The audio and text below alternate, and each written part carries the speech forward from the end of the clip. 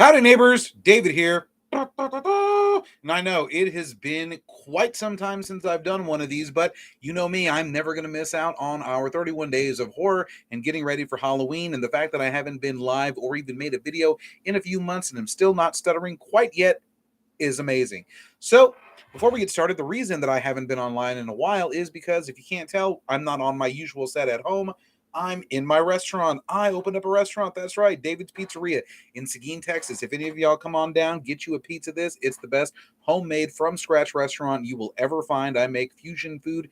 It is all mostly Italian pizza with just a little bit of Tex-Mex / Mexican inspiration because I like to combine things and make it fun. All of my pizzas are served on a giant garlic butter tortilla crust and makes it absolutely amazing. Having said that, it's October!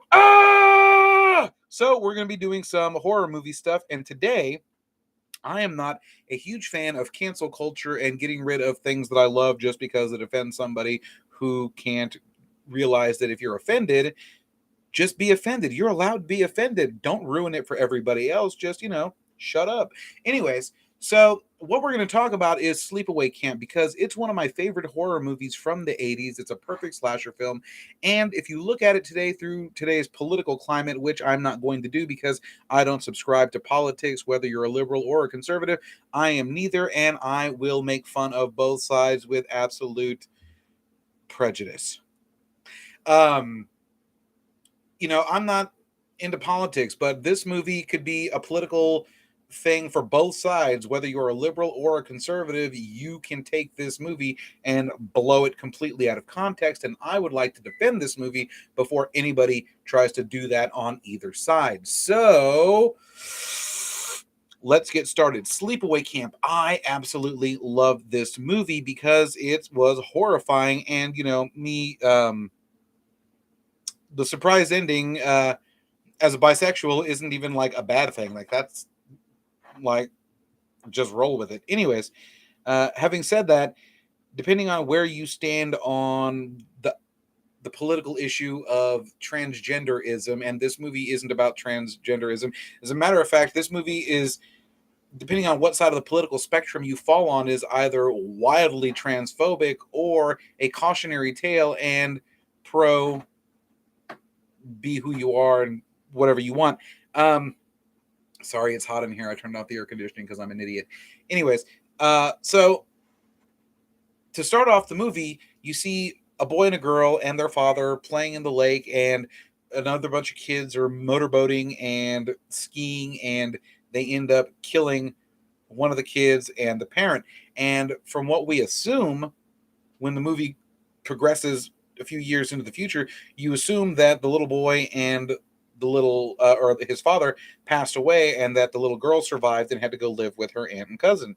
And so Angela is very quiet and very reserved and keeps to herself unless somebody obviously does make friends with her. And her cousin Ricky is very defensive. And the whole time people are dying in the movie, it sets it up so that you think that Ricky is protecting his very shy cousin and he's the murderer, when in fact it's Angela who is the one doing all of the killing. And the reason that Angela may be the murderer, but she's not the villain of the movie. Everybody makes that mistake. Everybody's like, Angela's a killer, Angela's a killer. She's the villain. She's not. She's just as much a victim of the story as anybody that she did murder during the course of the film, because Angela isn't transgender. She's not. I mean, you may think she is because she's a girl and presents herself as a girl, but what you find out at the end of the movie, the big reveal, spoiler alert if you haven't seen it, it came out in 1980, so we're just going to go with that. I think it was actually 83, sorry.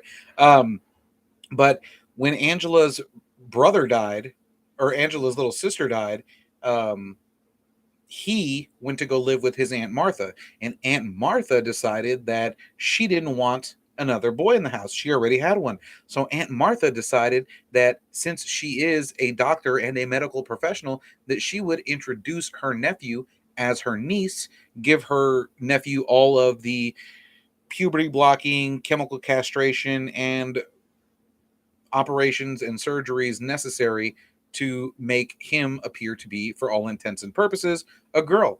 Now, that doesn't make Angela transgender. It makes the little boy that Angela used to be a victim of Aunt Martha and everything that she did. And that was my chair. I didn't pass gas, I promise. Usually if I pass gas, I'll be like, smell that. But, Angela is actually a victim of her aunt. And in frustration, because she grew up liking boys, and that doesn't mean that she's gay, or, well, I mean, guess she could be bi or whatever you want. I'm not actually sure on the politics of how her sexual orientation or his sexual orientation would go, because like I said, not actually transgender. But whenever somebody got too close to discovering the secret, Angela was a teenager. She would snap and murder these people so that nobody found out. Nobody could ever find out that she wasn't really her sister. She was actually her brother, dressing and living her sister's life, his sister's life. I'll get the pronoun thing right. I'm not trying to advocate for pronouns or anything, but in this case, she is technically a he and he is a victim. And so throughout the entire movie, everybody gets killed, and the only person that actually truly deserved it in that movie was the cook. That guy was an absolute piece of pedophile, child molesting trash, and got exactly what he deserved. Everybody else, though, victim, just like Angela.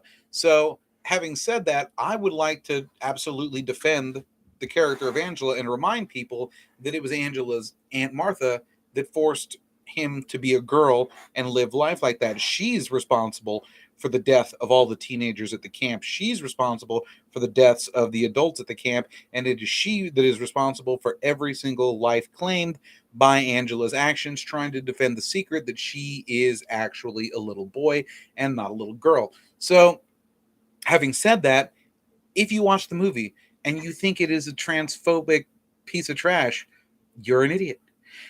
If you watch the movie and you think it's a conservative cautionary tale against the transgender community, you are also an idiot. Like I said, I don't do politics. If you're a liberal or a conservative, I have one word to describe both of you: stupid. Politics are terrible. All they do is separate people instead of keeping us together and unified. And I can't stand the way that both parties go so hard against the other one. It's like you actively just, well, if the Democrats are doing this, we're going to do the exact opposite. If the Republicans are doing that, we're going to do the exact opposite. So y'all are just as stupid as the other one, and I will treat you thusly. So keep your politics out of my horror movies. Do not come for this movie. I will, as an active member of the gay community, haha, because I mean, I'm not gay, I'm bi, but I mean, technically anything I do with the guy is pretty gay. But once again, I am still a member of the LGBT community, and I'm very sensitive to the plight, even though, I took my pride flag down this year because you guys are up to some nonsense, but that's a whole other story we're going to keep off of this channel. Politics. So, having said that, this is just a fun horror movie. It's a slasher movie, and it is a cautionary tale that there are shitty people out there in the world, and by shitty, I mean Aunt Martha. Martha sucks. I hate Martha. I'm probably going to get beat up by Batman and Superman for saying that. But as far as a horror movie goes, this is a great movie. Like, this is a fan-damn-tastic movie. It's fun. It's scary. It's got crude humor. It's a little raunchy.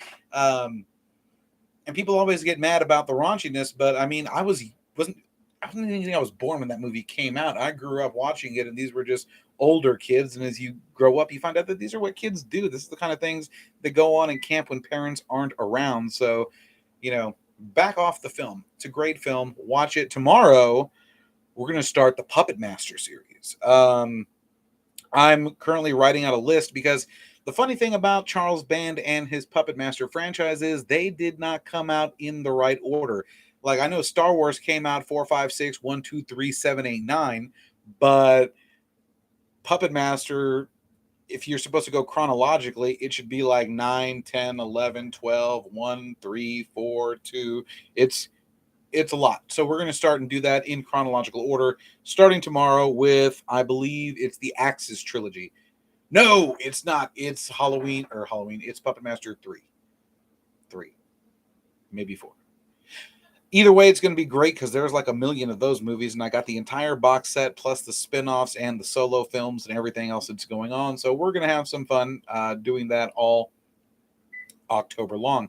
So until next time, be excellent to each other, and actually hold that thought. So Google David's Pizzeria, and it's Pizzeria, not Pizzaria. And I found that out after filling out the paperwork wrong for quite some time.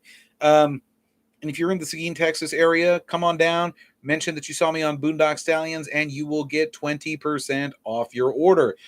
And I think that's it. That's all I've got. I mean, I'm excited. I'm actually working on some videos because I've got some Big Bang Theory videos that I've been working on, and a few theories and ideas and breakdowns. And I'm currently watching all of the Disney Plus shows as best I can. I'm enjoying the hell out of Ahsoka. If you're not watching Ahsoka, watch Ahsoka. It's awesome. I'll see you later. Be excellent to each other and party on, dudes.